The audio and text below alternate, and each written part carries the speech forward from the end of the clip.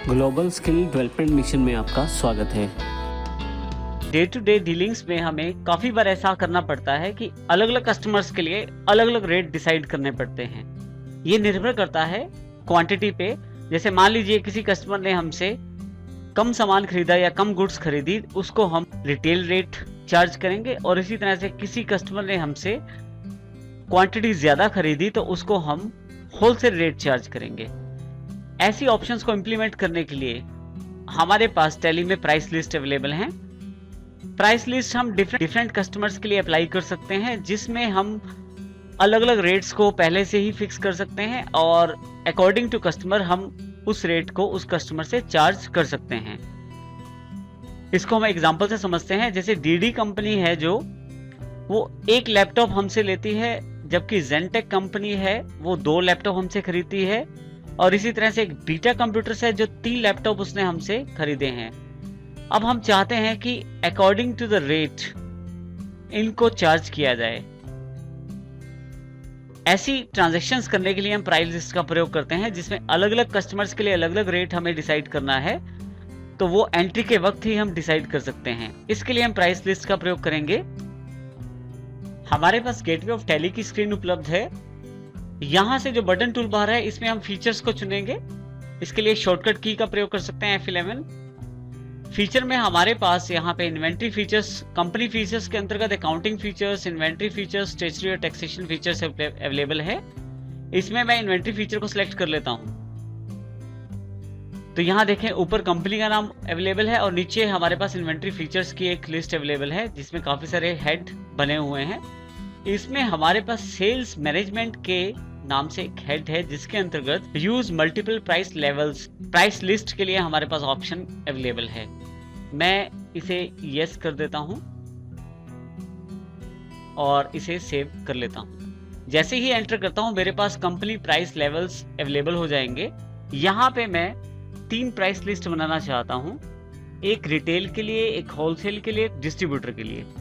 Complete price level बनाने के लिए मैं यहां पहले नाम देता हूं,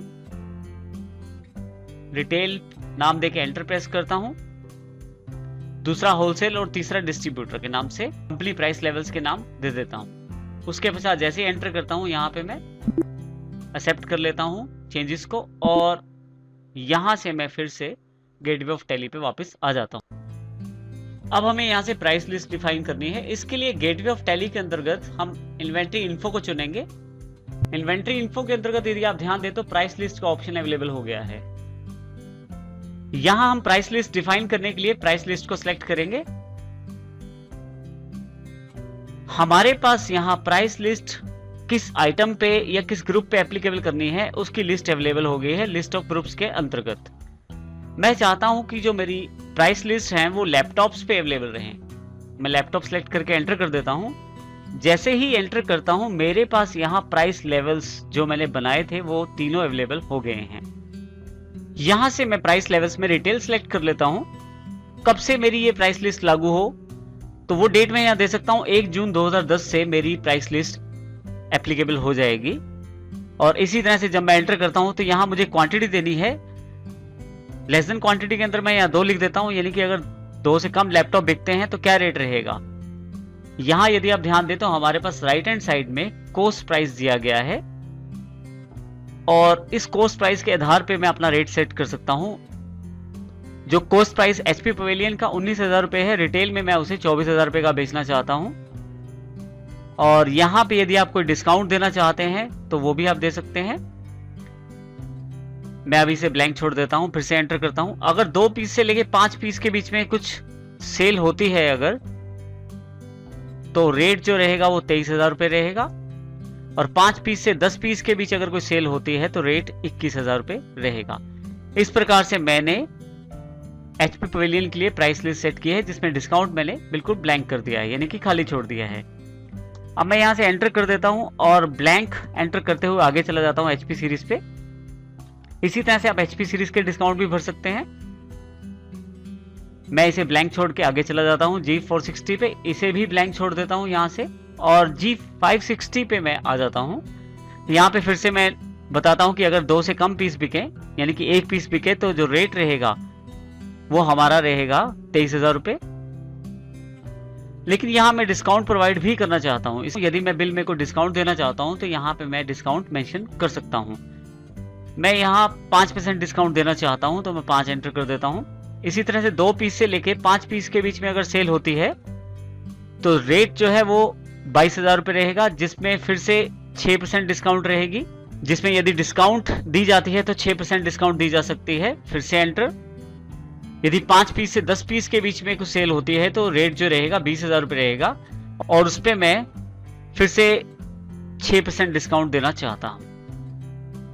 इस तरह से मैंने डिस्काउंट सेट कर लिए हैं और साथ में जो प्राइसेस हैं वो भी सिलेक्ट कर लिए हैं, और ये भी बता दिया है कि कितनी क्वांटिटी से लेके कितनी क्वांटिटी के बीच में क्या डिस्काउंट प्रदान करने वाला हूं। जो डिस्काउंट एप्लीकेबल रहेगी वो आपकी इच्छा पे रहता है। जब आप चाहें तो डिस्काउंट दे सकते हैं, यदि चाहें तो डिस्काउंट हटा सकते हैं वहां से। इसी तरह से रेट जो है हमने पहले से ही सेट कर दिए हैं। इसमें ये हमने पहली प्राइस लिस्ट सेट की है रिटेल की, जिसमें 1 जून 2010 से एप्लीकेबल रहेगी। इसको मैं एंटर, ब्लैंक एंटर प्रेस करके एक्सेप्ट कर लेता हूं। इसी तरह से लिस्ट ऑफ ग्रुप्स के अंतर्गत फिर से लैपटॉप दोबारा सिलेक्ट करता हूं और एक और प्राइस लिस्ट बनाना चाहता हूं जो हमारे होलसेलर्स के लिए रहेगी। मैं होलसेल सिलेक्ट करके एंटर कर देता हूं तो मेरे पास यहाँ पे जो रिटेल वाली सारी इंफॉर्मेशन हट गई है और होलसेल के लिए फिर से मेरे पास यहाँ लैपटॉप्स, क्वांटिटीज और रेट अवेलेबल हो गया है। कब से एप्लीकेबल करना चाहता हूँ लिस्ट में वो एंटर कर देता हूँ। उसके पश्चात दोबारा जैसे ही एंटर करेंगे आपके पास name of item HP Pavilion के अंतर्गत लेस देन, यदि कोई 20 से कम पीस लेता है तो उसके लिए जो रेट रहेगा वो 20,500 रुपये रहेगा बिना किसी डिस्काउंट के। अगर कोई 20 से 50 पीस के बीच परचेज करता है हमसे, उस केस में हम उसे जो रेट देंगे 19,800 रुपये देंगे। और इसी तरह से 50 से 100 पीस के बीच अगर कोई परचेज करता है तो उसको जो हम रेट देंगे 19,500 रेट अवेलेबल करवाएंगे। तो हमने ये होलसेल की जो प्राइस लिस्ट तैयार की है, यहाँ कोई भी डिस्काउंट प्रदान नहीं किया हमने। फिर से ब्लैंक पे एंटर करके मैं एचपी सीरीज और इसी तरह से लेनोवो और लेनोवो G560 के लिए भी रेट डिफाइन कर सकता हूँ। लेकिन अभी इस एग्जांपल में सिर्फ एचपी पवेलियन के लिए मैंने रेट डिफाइन किए हैं। अब यहाँ फाइनली सबसे लास्ट ऑप्शन पे आ जाता हूँ जिसमें एक्सेप्ट कर लेता हूँ। और इस तरह से मैंने 2 प्राइस लिस्ट तैयार की हैं, होलसेल के लिए और एक रिटेल के लिए। यहां से एस्केप करके बाहर आ जाते हैं हम लोग और अपने मेन गेटवे ऑफ टैली पे हम वापस आ जाते हैं। ट्रांजैक्शन करने के लिए फिर से हम गेटवे ऑफ टैली पे आते हैं और यहाँ ट्रांजैक्शन के अंतर्गत अकाउंटिंग वाउचर को सिलेक्ट करते हैं। हमारे पास सेल्स का वाउचर उपलब्ध है, लेकिन अब की बार हम यहाँ पे 2 नए ऑप्शन का अध्ययन करेंगे जिसमें हमारे पास नीचे की तरफ यहाँ 2 बटन अवेलेबल है, अकाउंट इनवॉइस और एस इनवॉइस। सबसे पहले हम बात करते हैं एज इनवॉइस की।